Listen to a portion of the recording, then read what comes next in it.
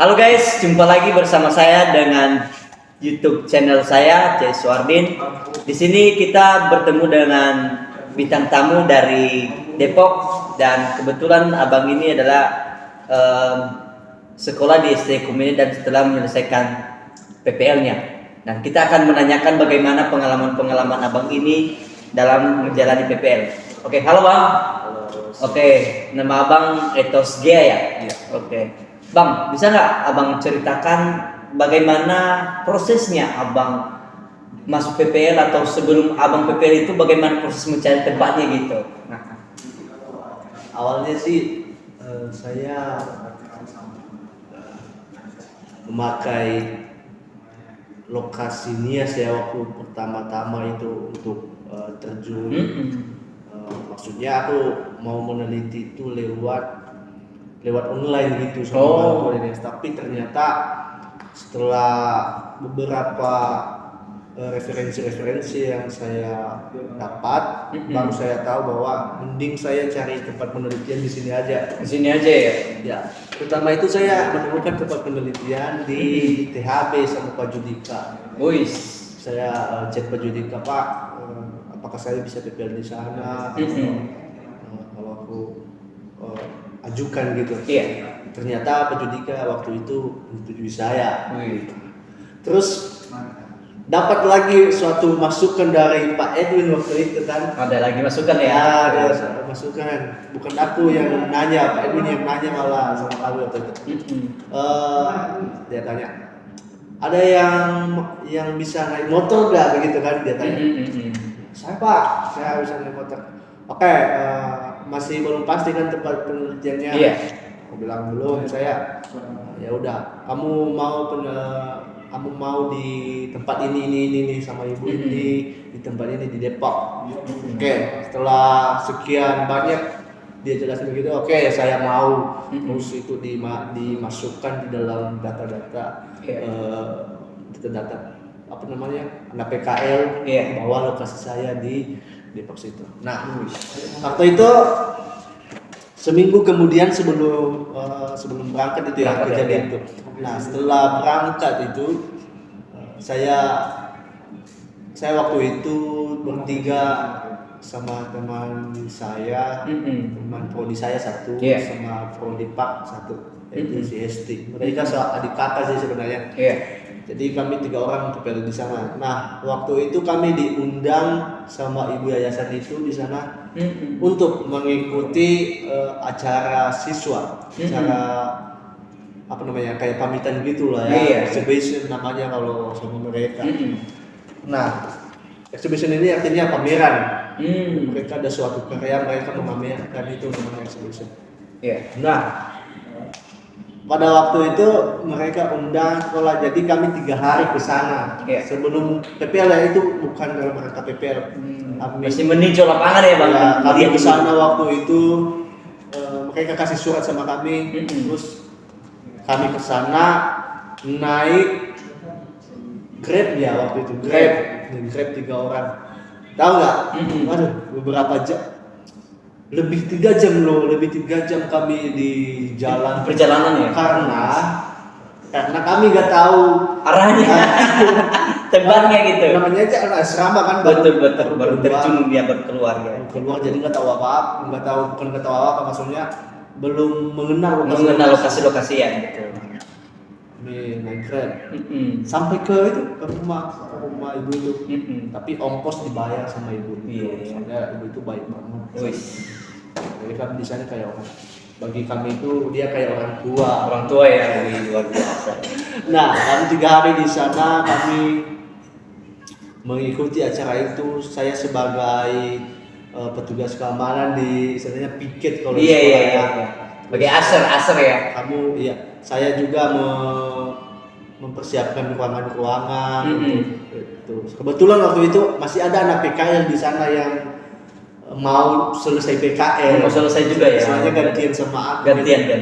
Orang Nias juga. Nah, persiapan itu sampai 3 hari, terus kami balik lagi ke asrama. Seminggu kemudian baru kami memulai PKL dan ibu menjemput kami di asrama. Dia selama ya, berarti udah ada ikatan batinnya ini karena pertemuan pertama ya.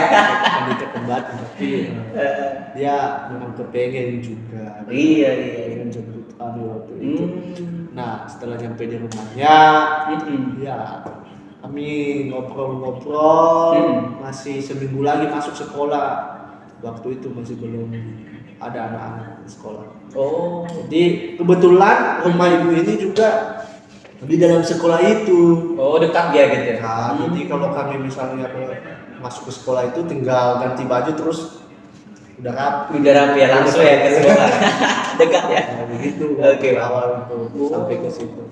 Lalu gimana Bang setelah menjalani selama beberapa bulan di sana, bagaimana adaptasinya terus apa yang sesuatu yang hal baru yang Bang dapatkan di sana gitu? Oh, kalau hal baru udah banyak Iya, banget. ya mungkin bisa diceritakan bagaimana adaptasinya dulu gitu.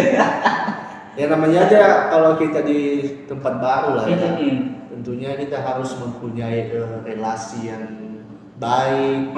Misalnya relasi yang baik ini baik dalam ketika kita bergaul, Iya. kita harus bisa bergaul sama mereka. Apapun itu kita harus bisa mengangkat topik pembicaraan atau kita bertanya sesuatu hal. Kamu sebenarnya intinya kamu tetap merendahkan diri. Iya. Ya, kita jangan Sombong gitu, jangan sok tahu gitu ya. Iya, sok tahu terus udah nyampe di sana kayak bos juga Iya. merendahkan diri terus kamu sesuaikan aja gitu. Apa omongan kamu itu kamu sesuaikan saja, jangan sampai meleset. Kamu merendahkan diri, pernah tahu aja dulu. Harus meninjau lebih dalam, Iya, memahami situasi gitu ya. memahami situasi, terus menggali informasi, kamu bertanya-tanya. Kalau ada pekerjaan yang nggak ngerti, tentunya kalau kita ke tempat baru lah ya. Betul. Banyak pekerjaan, Banyak hal baru yang kita dapat ya gitu. banyak pekerjaan yang kita tidak ngerti. Betul. Kita kaku banget awalnya itu, saya kaku banget. Iya ya. Kayak ini agak bisa berkorban gitu. Saya mau kerjakan. Kebetulan juga waktu 3 hari yang lalu itu waktu kami bersama, saya sempat diajarin sama anak PKL yang mau selesai itu apa aja kerja saya. Jadi saya nggak bingung lagi setelah saya masuk PKL, saya tinggal melakukan itu. Melanjutkan bis. Saya melakukan dengan sungguh-sungguh waktu itu. Ya saya ya meskipun dalam ranah-ranah pembuatan proposal waktu itu agak stres juga. Terganggu juga ya. Tapi saya tetap mengerjakannya. Saya bergaul pada guru-guru itu, saya ajak bercanda. Bangun relasi ya, Itu sih komunikasi. Nah, setelah sekian lama mereka dapat bisa menerima aku. Ada kedekatan ya gitu ya. Bisa kami bercanda-canda. Nah, jangan salah loh, kalau kita bergaul sama orang itu belum tentu apa yang kita lihat dari orang itu belum tentu itu dirinya. Iya. Makanya kita harus berhati-hati dalam bergaul. Kita perlu memahami gitu, Betul ya. betul memahami supaya jangan sampai orang itu juga tersinggung Betul. dalam omongan kita dan sebagainya. Pernah sama saya itu. Karena aku kan suka bercanda gitu ya. Iya. Aku suka sekali bercanda sama orang. Apalagi kalau aku bercanda itu udah berlebihan sekali. Aku sempat bercanda berlebihan sama seseorang. Saya mengatakan, kan dia punya botol nih. Dia punya botol minum yang gede loh. Ibu-ibu. Terus aku bercandain dia. Karena dia juga posturnya misalnya makmur lah ya. Jadi saya bilang, wah, pantas ibu ini gendut. Pantas ibu gendut, padahal tuh bercanda. Pantas ibu gendut. Lihat botolnya tuh. Tapi dia sih ketawa aja sama aku. Tapi besoknya itu temannya yang satu singgung sama aku. Gini loh, karena kalau panggilan di sana kan kalau laki-laki Mister ya. Oh Mister ya. Kalau laki-laki, kalau cewek Miss. Yes. Gini loh Mister. Kalau bercanda itu loh, hati-hati loh. Nggak tahu kalau orang itu tersinggung. Iya betul.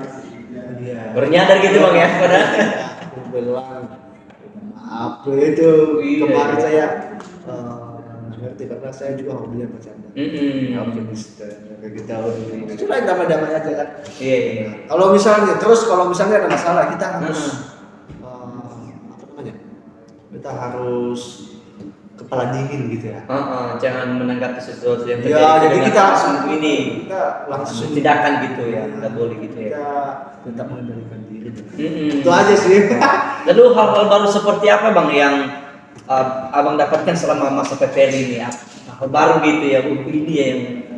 Nah, kebetulan waktu pertama kami nyampe itu kan setelah COVID lah ya. Yes. Onsite anak-anak sekolah. Yeah. Nah, ternyata ada komunitas gereja di sana di sekolah itu dulunya namanya Hot Cinere.